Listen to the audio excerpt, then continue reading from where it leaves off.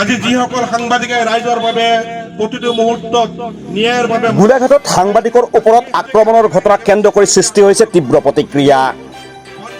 সাংবাদিক দেৱাশিষ চাহক আক্ৰমণ কৰাৰ অভিযোগ উত্থাপন হৈছে বন বিভাগৰ বিষয়া অংকুৰ মহন্ত আৰু প্ৰকাশ দাসৰ বিৰুদ্ধে।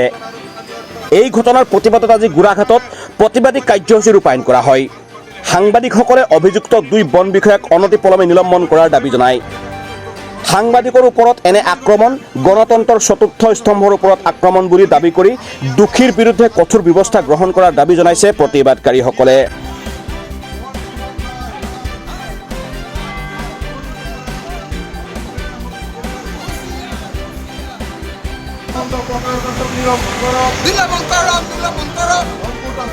গোলাঘাটৰ পৰা মেঘালী শইকীয়াৰ সহযোগত খবৰ গোলাঘাট।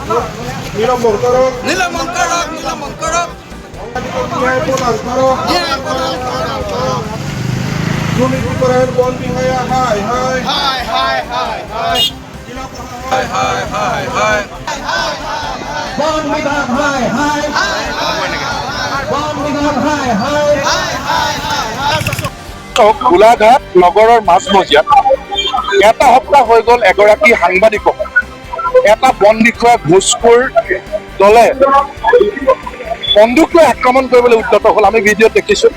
কেৱল তৰ্কাতৰ্কি নহয়, বন্দুক লৈ আগুৰি ধৰিলে। তাৰপিছত থানাত গোচৰ ৰুজু হোৱাৰ পিছতো এটা সপ্তাহে সেই বন বিষয়া কেইজনক গ্ৰেপ্তাৰ কৰা বাদ দিয়ক, তেওঁলোকক নিলম্বনো নকৰিলে, ডিউটিৰ পৰা অব্যাহতিও নিদিলে।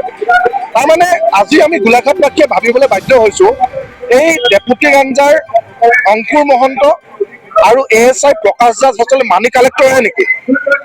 এওঁলোকে মাফিয়াৰ পৰা পইচাটো হয়ে সংগ্ৰহ কৰে নেকি? ইয়াৰ ভাগ ওপৰ অফিচাৰ জিলা প্ৰশাসন পুলিচ প্ৰশাসনেও পায় নেকি? ইয়াৰ ভাগ বনমন্ত্ৰীলৈও যায় নেকি? নহলে ইমান এগৰাকী গণতন্ত্ৰৰ চতুৰ্থ স্তম্ভ সাংবাদিকক মাৰিবলৈ ঘেৰি লোৱাৰ পিছতো এটা সপ্তাহে কোনো ব্যৱস্থা নলৈ চকুমুদা খুলি ভাও কিয় জুৰিলে? আৰু যদি তেওঁলোকে অংশ নাপায়, ভাগ নাপায়, তেতিয়াহ'লে আমি আজি এই প্ৰতিবাদস্থলীৰ পৰা প্ৰত্যাহ্বান জনাইছো 12 ঘণ্টাৰ ভিতৰত এই দুৰ্নীতিগ্ৰস্ত ডেপুটি ৰেঞ্জাৰ অংকুৰ মহন্ত আৰু ASI প্ৰকাশ দাসক নিলম্বন কৰি গ্ৰেপ্তাৰ কৰি সেই সাহস জিলা প্ৰশাসনে দেখুৱাওক। যোৱা 20 আগষ্ট তাৰিখে আমাৰ সৈতে এটা অনাকাংক্ষিত ঘটনা সংঘটিত হ'ল। গোলাঘাটৰ বনাঞ্চলিক বিষয়া কাৰ্যালয়ত এটা খবৰৰ ভিত্তিত বাতৰি সংগ্ৰহ কৰিবলৈ যাওঁতে দুগৰাকী বন বিষয়াক প্ৰশ্ন কৰাৰ বাবে আক্ৰোশমূলকভাৱে আমাৰ ওপৰত আক্ৰমণাত্মক হ'বলৈ চেষ্টা কৰিছিলে, আমাক আইনৰ ভয় ভাবুকি দেখুৱাবলৈ চেষ্টা কৰিছিলে আৰু নিশা 12 বজাত বনাঞ্চলিক বিষয়া কাৰ্যালয়ত সাংবাদিক কিয় আহিব, কিয় প্ৰশ্ন কৰিব, এনেধৰণৰ বিভিন্ন কথা কৈ আমাৰ কেমেৰা ভাগিবলৈ চেষ্টা কৰিছিলে। আমাক আইনী মেৰপেচত সোমোৱাৰ ভয় দেখুৱাবলৈ চেষ্টা কৰিছিলে, আৰ্মছত হাত দিয়া বিভিন্ন কথা ক'বলৈ চেষ্টা কৰিছিলে। কিন্তু যুক্তিৰে আৰু প্ৰমাণ সহকাৰে প্ৰতিটো কথা যেতিয়া আমি খণ্ডন কৰি কৰি গৈ আছিলোঁ, শেষত গৈ আমাক গোলাঘাট বনাঞ্চলিক বিষয়া কাৰ্যালয়ত তলা বন্ধ কৰি আবদ্ধ কৰি থৈছিলে। শেষত গোলাঘাট আৰক্ষীৰ উপস্থিতিত আমি তাৰ পৰা ওলাই আহিবলৈ সক্ষম হওঁ আৰু বাৰম্বাৰ আমাৰ সাংবাদিকতা বৃত্তিটোক, আমি কাম কৰা প্ৰতিষ্ঠানটোক বা সমগ্ৰ সাংবাদিক সমাজক তেওঁলোকে প্ৰকৃততে বিভিন্ন চলাহী কথাৰে প্ৰকৃততে বিভিন্ন কথা বতৰা ক'বলৈ, সমালোচনা কৰিবলৈ আৰম্ভ কৰিলে। গতিকে বিষয়টোত আমাৰ খুব দুখ লাগিলে। পিছদিনাখন পুৱাই আমি গোলাঘাটৰ আৰক্ষী থানাত এখন গোচৰ ৰুজু কৰিলোঁ। গোলাঘাটৰ জ্যেষ্ঠ আৰক্ষী অধীক্ষক শ্ৰদ্ধাৰ স্বপ্নলীল ডেকা ডাঙৰীয়াৰ পৰামৰ্শ মতে আৰু আমি আৰক্ষী থানাত গোচৰ তৰাৰ প্ৰায় 6-7 ঘণ্টা পাছত তেওঁলোকে এখন আমাৰ ওপৰত মনে সজা গোচৰ জাপি দিয়ে। এই সমগ্ৰ ঘটনাটো আৰক্ষীৰ যিটো তদন্ত তাত আমাৰ ক'ব লগা নাই, কিন্তু বিভাগে বা গোলাঘাট জিলা প্ৰশাসনে তেওঁলোকৰ ওপৰত এই মুহূৰ্তলৈকে আজি 7টা দিন উকলি গ'ল।